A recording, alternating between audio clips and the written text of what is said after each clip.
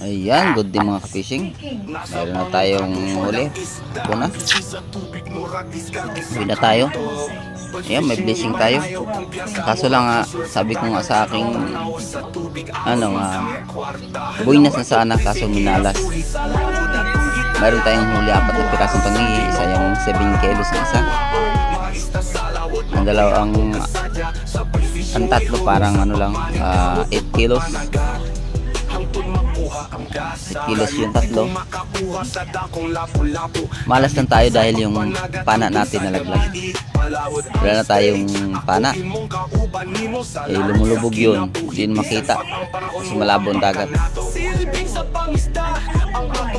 Yan yung huli natin. Thanks God pa rin tayo para sa ating huli ngayon. Magkaroon tayo ng pera pang bili ng bigas. Ayan. Ang huli namin ay 11 piraso, 2 lali, 9 na pirasong 8 pirasong 8 pirasong tangigi, 2 lali. 10 lang pala. 10 lang yung huli namin, 10 piraso.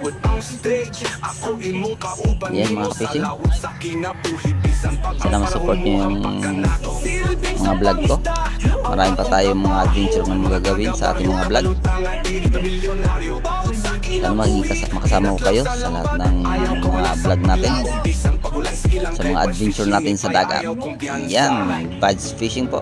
Pag-subscribe po sa YouTube channel natin at saka sa Facebook. Ayan. Meron tayong 2 malalaki.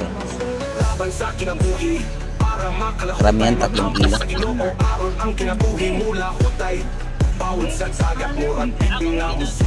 Yeah.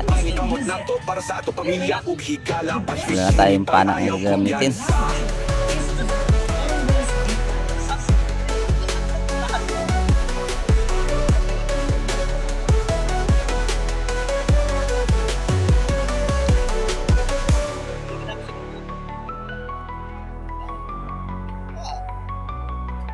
Nasa pangkatupad ang isda, busy sa tubig, murag diskarte sa kanto. Laban sa kinabuhi para makalahutay, mag-angko sa Ginoo aron ang kinabuhi mula hutay. Bawat sa dagat, morbid nga musugat ang paning kamot na to para sa ato pamilya ug higala. But fishing ni pay ayaw kumpiyansa.